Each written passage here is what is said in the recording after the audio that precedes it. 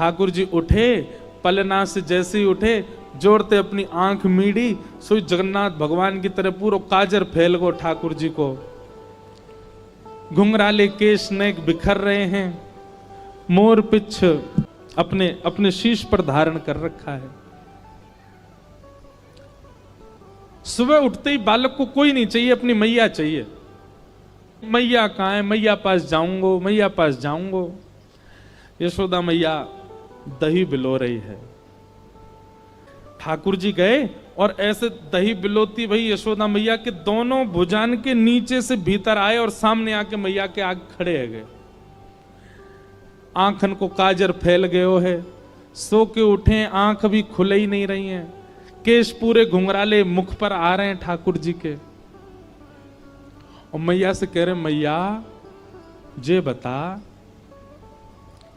तो को दूध ज्यादा प्यारो है कि तेरो पूत प्यारो है, बता।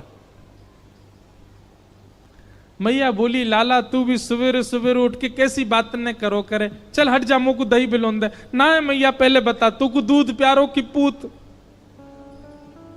मैया बोली, मोए तो मेरो पूत प्यारो है, दूध काई को प्यारो होगो। अच्छा मैया, तो फिर एक काम कर, मैं तो बहुत प्यारो लगूं ना। बोले हाँ, अपनी गोद में लिटाए के मुंह को अपना दूध पिवाए दे। मैया मुंह को बहुत जोर की भूख लगी है, मुंह को दूध पिवाए दे।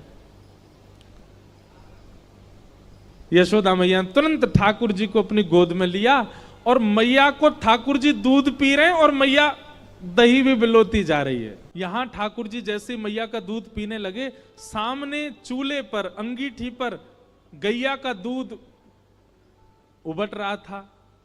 संपूर्ण दूध उबल करके उफन करके बाहर आने लगा, स्वयं को जलाने लगा, नष्ट करने लगा।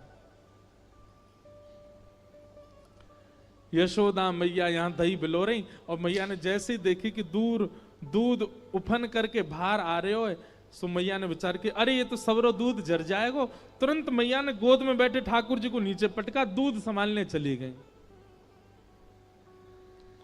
ठाकुर जी खड़े है गए, अब ही मैंने पूछी तो को दूध प्यारो कि पूत, तो बोली पूत प्यारो, और बाद दूध के पास भाज गई मैया।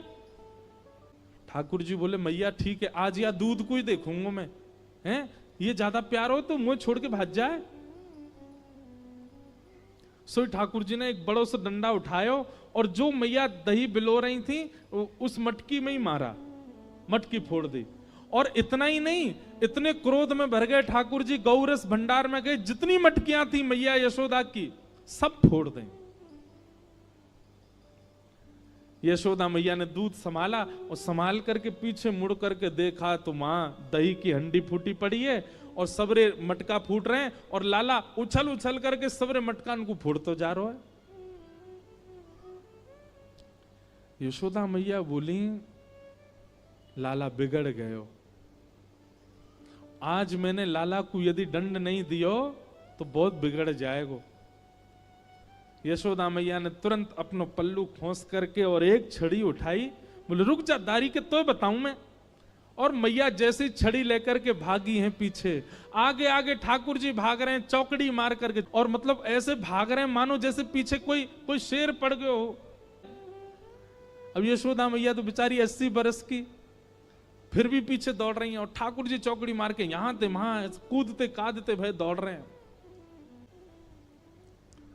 थोड़ी दूर पहुंचे होंगे कि यशोदा मैया तो थक गई और बीच रास्ता में बैठ गई, जोर जोर से सांस लेने लगी, अपने पसीना पहुंचने लगी। इतने में ठाकुर जी ने पीछे मुड़ के देखी और पीछे मुड़ करके देखी यशोदा मैया बैठ गई, एक वृक्ष की आड़ में चले गए और वहीं से कह रहे, मैया का भयो, तू भाग क्यों ना रही मेरे पीछे।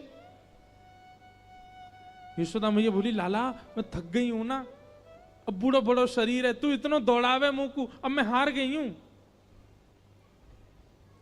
ठाकुर जी बोले, मैया, ठाकुर जी को चिंता हो रही है मैया की, मैया तेरी हार कैसे दूर होएगी। यशोदा मैया बोली, अच्छा सीधे कितने ठाकुर जी। यशोदा मैया बोली, मेरो लाला दौड़ के आवेगो और आके मुंह को अपने अंक में भर लेगो, सोई मेरी हार दूर रह जाएगी। सो ठाकुर जी एक बार तो दौड़े मैया की ओर और दौड़ के फिर रुक गए। मैया बोली, कहां भयो लाला, आजा। बोले ना है मैया, मैं ना आऊंगा। बोले क्यों? वो तेरे हाथ में जो छड़ी है ना, तू या तो मुझको बहुत डर लगे, पहले या कुछ दूर फेंक तब आऊंगा। और कहा पता तेने या तो 2-4 बार मार दियो तो मेरे लग जाएगी मैया, पहले याकू फेंक। मैया बोली सांची बता, याकू फेंक दूंगी तो आ जाएगा? बोले हाँ। मैया ने जैसी छड़ी फेंकी, ठाकुर जी दौड़ करके गए, बिल्कुल विचार नहीं किया कि मैया मुझे पकड़ लेगी। दौड़ करके गए और मैया के अंग से लग गए और जाके मैया के प्रश्वेत संभालने लगे। मैया तू तू तू ठीक है, जा, तू हारे मत। यशोदा मैया को पहले तो बहुत सुख मिला, ठाकुर जी अंक में आ गए, पर थोड़ी देर बाद यशोदा मैया ने चेहरे का रंग बदला, कहने का ढंग बदला, तुरंत लाला पकड़ लिए जोर से। अब आयो हाथ में, चल तो बताऊं मैं अभी। ठाकुर जी बोले मैया तू तो यूं कह रही कि मैं तो ना पकड़ूंगी। बोले मैं तो झूठ बोल रही तो थे। अच्छा मैया तू झूठ बोल है, मैं तेरो लाला ना हूं आज के बाद, पूरे गोकुल में हल्ला कर दूंगा मैं तो नंद बाबा को लाला हूं, यशोदा को लाला ना हूं। यशोदा झूठ बोले।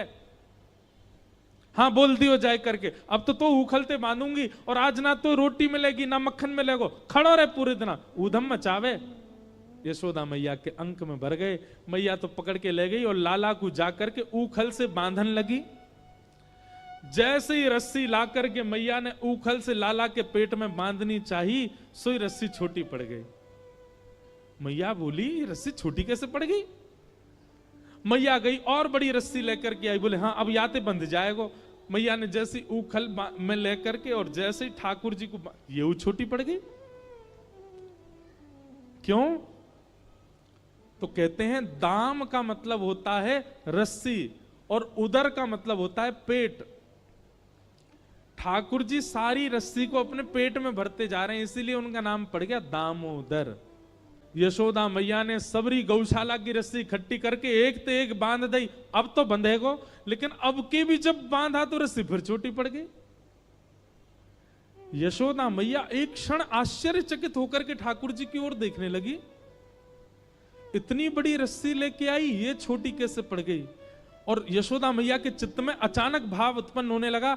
गर्गाचार्य जी कह के गए थे नारायण समो गुण, पर कहीं ये नारायण ही तो नहीं है, क्योंकि परमात्मा ही किसी बंधन में नहीं आ सकता। सामने खड़े भगवान ने जैसे ही देखा कि मैया मोकू भगवान मान रही है, सोई ठाकुर जी ने कही मैया और कितनी जोर से बांधेगी, देख मैं तो बंध गो। तभी मैया देखती है कि वो रस्सी पूरी बंध गई और गांठ लग गई ठाकुर जी को, बंध गए ठाकुर जी।